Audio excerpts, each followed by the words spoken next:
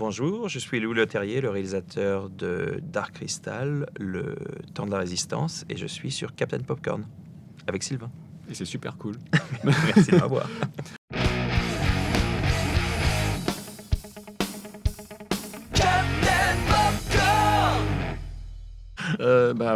Ravi de vous rencontrer. Moi aussi, Louis. je suis très content. Avant de vous lancer sur ce projet, ça représentait quoi pour vous, Dark Crystal, ou The Dark Crystal? Je pense que c'est la même chose que ça représentait pour vous, c'est-à-dire que c'est le film le plus important de ma vie. C'est le film qu'on a vu, que j'ai vu quand j'étais très petit, peut-être trop petit, il m'a terrifié. On est tous d'accord. C'était un film magique, un film, un univers qu'on pénétrait, un univers inconnu qu'on pénétrait, mais un univers. On avait tous vu La Guerre des Étoiles et des choses avec des créatures, mais les humains, il y avait quand même des humains. Là, c'était un film entièrement de créatures, et pourtant, on tombait amoureux, on avait peur, on riait grâce à ces créatures, ces marionnettes. Et même si on comprenait que c'était des marionnettes, au bout d'une minute ou deux, on avait complètement oublié. Ouais, j'ai la même impression, j'avais vu ça tout petit aussi. C'est ça. Je pense que c'est le point commun. Nos parents ont été se sont fait avoir par le nom de Jim Henson. Oui, c'est bien, c'est ma pet show. Ah je te laisse au ciné.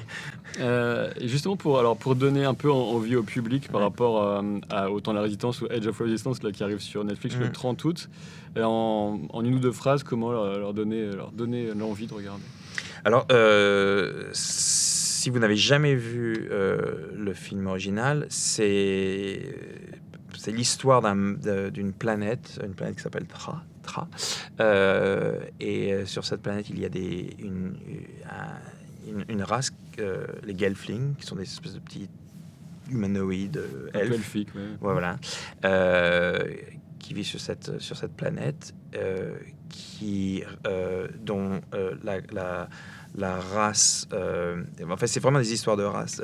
La race au pouvoir s'appelle les Skeksis en français, les Skeksis. Et il découvre que les Skeksis font quelque chose d'absolument terrible avec justement le cristal, le les fameux. Gelflings, et voilà, le cristal.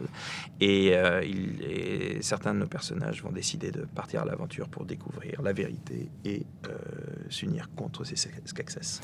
Alors, est-ce que vous conseilleriez plutôt de voir le film original avant ou après la série?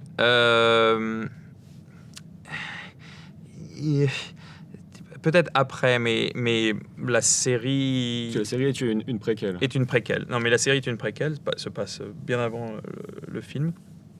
Mais la série n'est pas achevée, donc on ne peut pas passer... de la fin de la série, on peut pas arriver directement au film. Donc, comme vous voulez, faites comme vous voulez. Le film est très très beau, mais assez statique. C'est la fin de l'histoire réellement. Donc, il y a beaucoup moins d'énergie, beaucoup moins de personnages.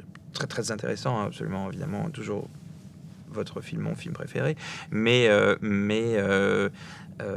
peut-être pour les gens qui n'ont jamais vu ce genre de cinéma, le cinéma de Jim Henson, justement, avec uniquement des marionnettes, peut-être commencer par la série. Très bien. Est-ce que vous avez, et si c'est le cas, comment utiliser les livres, les BD qui tournent sur l'univers de Dark Crystal? Parce que moi-même, je m'y suis replongé pour préparer un peu tout ça, et j'étais fasciné par tous les mythes. Alors oui. Les mythes, alors ça c'est Henson, et puis moi j'étais un petit peu impliqué là-dedans. Ça fait 8 ans que je travaille sur Dark Crystal, donc j'ai vu l'évolution, la création de ces livres, etc. Justement, on a créé cette histoire, l'histoire de Tra, grâce à ces livres, et on s'en est inspiré complètement. Mais vous trouverez des parallèles et des clins d'œil, mais notre histoire est vraiment très originale. D'accord. Complètement différente de ce que vous trouvez dans tout ce qui a été créé par A-Boom et les mangas, etc. Tout ça, ce sont des histoires différentes. Et Froud aussi. Oui, c'est ça, évidemment. Et puis Brian Froud, Wendy Froud et Toby Froud, qui sont les créateurs justement de l'univers, les designers de l'univers, étaient impliqués. Enfin, on crée l'univers et tout le design du film original, et on crée tout notre univers. Donc il y a quelque chose de, il y a vraiment une unité, et puis une ligne. Voilà. Mais 8 ans, c'est parce que c'est une des questions que j'avais vues, mais c'est énorme parce que je sais qu'a priori ils ont passé, il y a eu 5 ans pour faire le premier film, mais après le concept était venu bien avant, je crois, mais 8 ans, c'est une sacrée aventure. Oui, mais c'est complètement différent. 8 ans, mais entre-temps, j'ai fait plusieurs films, etc. Mm. Ça fait 8 ans que je suis impliqué dans l'aventure Dark Crystal, mais ça fait vraiment 4 ans, 3 ans et demi, 4 ans qu'on travaille sur la série. Ouais.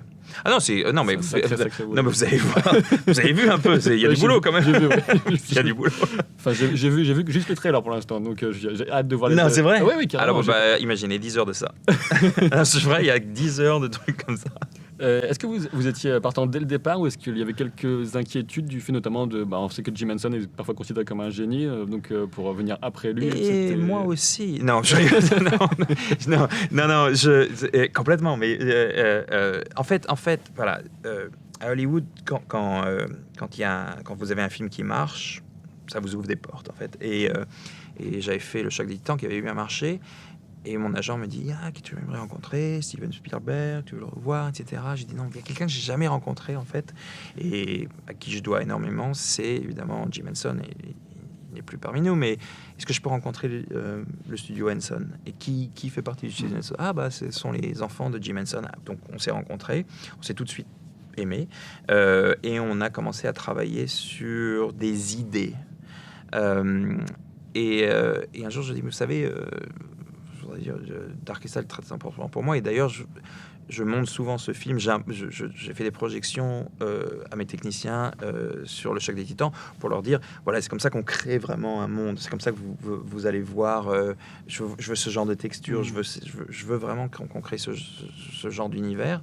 Et ils me disent mais tu adores vraiment Dark Crystal? Oui, j'adore. Et si tu faisais partie de l'aventure Dark Crystal, et si on essayait de faire quelque chose sur Dark Crystal, peut-être une suite? Évidemment, je dis oui, tout de suite. Et puis, je prends ma voiture et je me dis, mais qu'est-ce que tu as dit, espèce de crétin de français, d'idiot, de con? C'est Dark Crystal, c'est Jim Henson, tu vas te faire défoncer. C'est vraiment presque destiné, enfin, ça vous accompagne depuis longtemps. Mais complètement. Oui, mais vous savez, ma carrière, vraiment, je suis français, comme tous les gens qui regardent votre podcast. Moi, je suis un fan qui a juste eu énormément de chance. Bon, j'ai travaillé beaucoup, mais qui a énormément de chance de passer. Non, il y a beaucoup de boulot, mais j'ai eu vraiment, je suis tombé au bon moment avec les bonnes personnes, etc. Et mes films, vraiment, si je commençais maintenant, si je faisais Transporteur 1 maintenant, j'aurais peut-être une courte carrière, mais c'était le bon moment. Et ensuite Hulk au début de Marvel, et puis ensuite Naïsimi, etc. J'en ai fait beaucoup, Insaisissable. Et donc, moi, je vais vraiment... C'est pour ça que ma carrière est un peu étrange. Je vais vers les choses qui me tentent. Et ces rêves que j'ai eus quand j'étais petit, tout passe de mon... C'est vraiment ma jeunesse qui définit ma vie, en fait. Parce que moi, c'est une question que je garde un peu pour la fin, mais puisque vous l'évoquez, Transporteur, moi, je pense qu'il ferait quand même encore un carton qui marquerait... Parce que... Non, mais Transporteur, ça n'a rien à voir avec moi. Transporteur, c'est vraiment le bon moment, c'est le bon moment. C'était le bon moment de sortir ce genre de film. C'est vraiment la création d'un acteur. C'est Jason Statham. C'est quelqu'un a dit voilà, on a créé une star. Oui, non, mais c'est ça. On a créé une star, et le film est rigolo. On a créé des choses rigolotes avec quand ils font leur bataille dans l'huile, etc. Mais voilà, c'est un petit film d'action. Entre le Transporteur, l'incroyable Hulk, qui pour moi capturait mieux, de mon point de vue, l'essence de Hulk et de ce qu'il est, ce qui m'intéresse le plus que ce qui est venu après, en tout cas. Et maintenant, Dark Crystal, sur quel type de projet vous verriez ensuite, toujours porté par vos intérêts, vous verriez revenir sur du super-héros ou sur des films de bagarre, entre guillemets, d'action pure et dure Non, bien sûr. En fait, je vais faire un remake de Star Wars. Le premier Star Wars, c'est mon prochain. Non, je rigole. Il est fou. Louis Leterrier est devenu fou. Non. Vraiment, je prends un projet à la fois. J'ai tellement de chance. Vraiment, je le dis. Je suis vraiment comme vous, comme tous les. Je suis un Français. Je suis resté français. Je suis parti de regarder ces films-là, de faire des petits courts-métrages et ensuite de passer de ci et ça. Donc en fait, si j'ai la chance de faire un autre film de super-héros, absolument. Si j'ai la chance de me balader dans les étoiles, absolument. Si j'ai la chance de continuer. Mais vraiment, je me pince et je suis tout le monde vous le dira, je suis un réalisateur heureux sur le plateau. Je marche, je m'amuse, je fais parce que je me rends compte de la chance que j'ai et que j'ai toujours eu. Il paraît aussi que Jim Henson était très communicatif sur son énergie sur le plateau, c'est ce qu'il se dit. Ouais, c'est vrai. Ouais. Vous savez qu'on a le même âge oui. à 10 jours Vous avez vu ça, ouais? Non. On a exactement le même âge, Jim Henson, à 10 jours près. Car j'ai vu ça, c'est sur Facebook. Le film est sorti. Pour la sortie. Et ma série sortira, on a exactement le même âge. Ouais. Pour revenir vraiment sur Edge of Resistance, est-ce que vous aviez trois, genre par exemple, je dis ça, peu importe, 2 ou 3, des objectifs principaux pendant la réalisation de ce que vous vouliez donner Respecter l'œuvre de Jim Henson. Donc en fait, à chaque fois que j'avais un iPad et je regardais mon cadre, je regardais le cadre original, je regardais la photo qu'on avait fait avec Eric Wilson et on se disait ok, c'est bon, voilà. Que on soit pratique et que tout soit réel et que ce soit pas qu'on fasse des effets des spéciaux mais en direct en fait. Ça, je voulais en parler aussi. Oui, voilà. Ouais. Donc c'est ça, je voulais que ça entre les marionnettes et puis les effets en direct et le cadre en direct. Ça, c'était ce qui avait vraiment le plus important. Et puis, évidemment, respecter et puis raconter. Le plus important, toujours, la technique, c'est une chose, etc. C'est de raconter une bonne histoire, en fait. Ouais. C'est ça. Et du coup, alors, quelle est la part des images numériques? Parce que j'ai vu que c'est 90% numérique, en fait. Il y a deux marionnettes. Non, c'est le contraire. C'est 90%, même plus. En tout, de tout, je pense qu'il y a 95% de réel. Et même si c'est numérique, ensuite, il y a des éléments de réel qui ont été ajoutés et des niveaux rajoutés. Je suis certain que Jim Henson aurait utilisé ça s'il avait pu à l'époque de... Non, complètement, parce que Jim Henson... des effets optiques dans le premier film. Complètement, des effets optiques, mais aussi il a développé un système de marionnettisme par ordinateur, etc. Donc l'ordinateur n'a jamais fait peur à Jim Henson. Le numérique, c'est pas un truc qui a fait peur à Jim Henson. Moi, je voulais juste...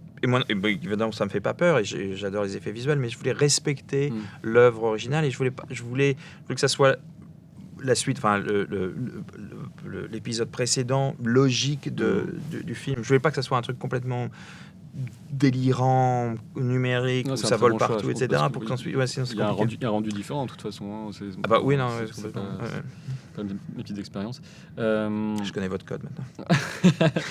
comment c'est Là, j'ai une question sur le téléphone, désolé, j'ai pas...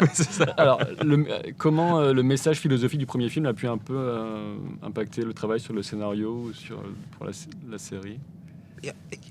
Évidemment, le premier film, c'est la fin d'une histoire et d'une catastrophe naturelle et aussi une catastrophe humanitaire, donc ou galfilienne. Donc c'était évidemment les thèmes principaux du film que je devais respecter, qu'on voulait respecter et qui ont informé justement tout de notre écriture, à partir de l'écriture jusqu'au traitement des personnages, l'interaction entre les personnages, la définition des personnages. Voilà. Et comment gérer la violence dans la série, sachant qu'elle est quasiment pas utilisée justement par les personnages principaux dans le film comme moyen de résolution, on va dire. C'est une défense, c'est pas une attaque. Ouais, c'est ça. C'est un peu plus punchy, un peu plus d'action. Non, complètement. Mais évidemment, c'est l'histoire c'est l'histoire d'une résistance, d'un bouleversement, d'une guerre qui s'annonce. Donc évidemment, il y a de l'action, évidemment, il y a de la violence, évidemment, il y a pas mal de morts. Mais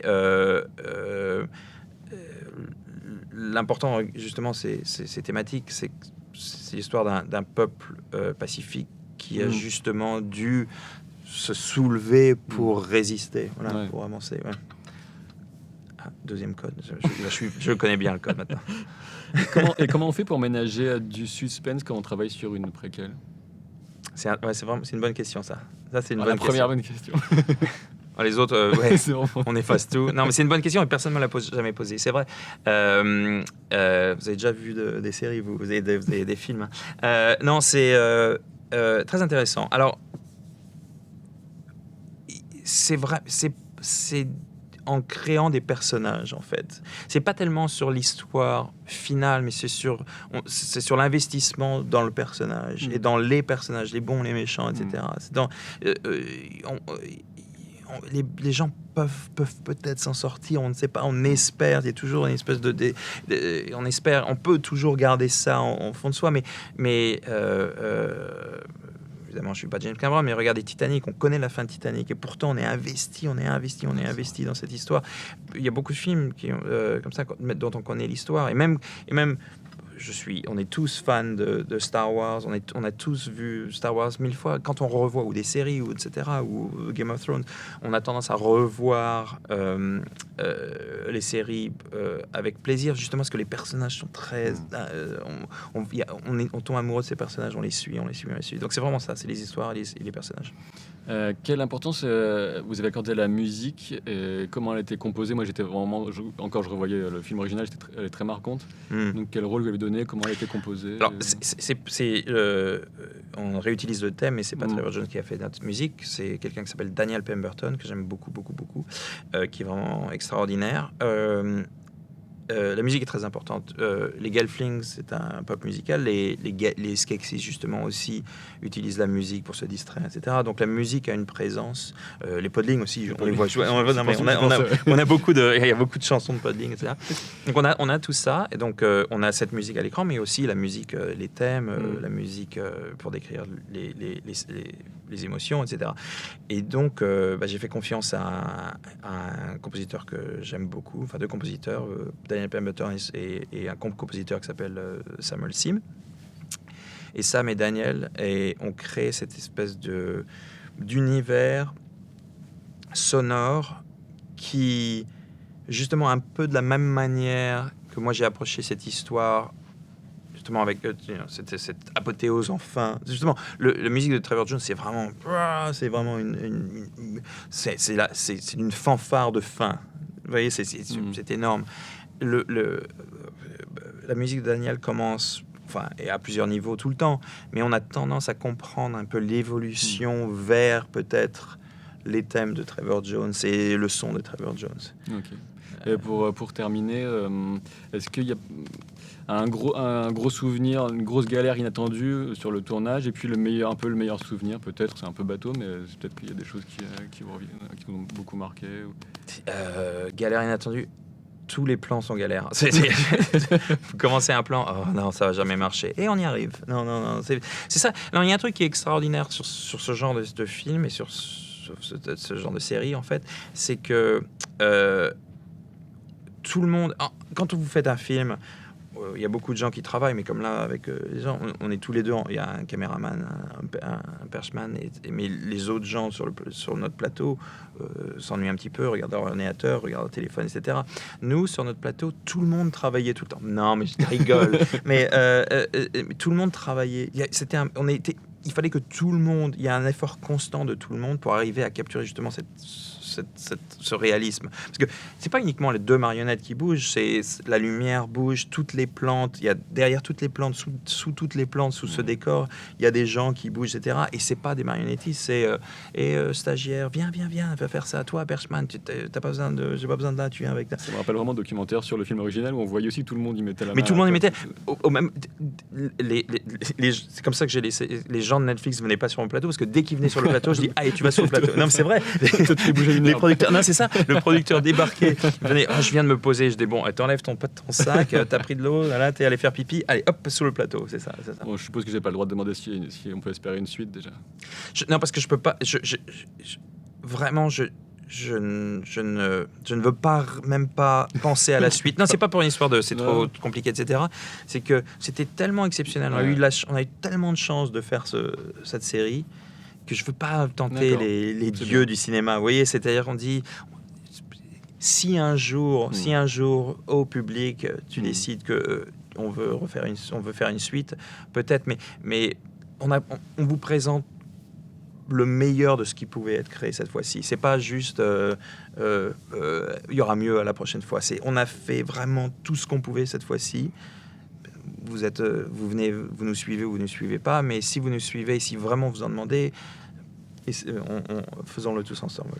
Merci beaucoup pour merci ouais. ce temps, Louis, et pour la passion se sentait. Merci, et votre code est un peu trop simple, vous devriez changer. Merci. Au revoir.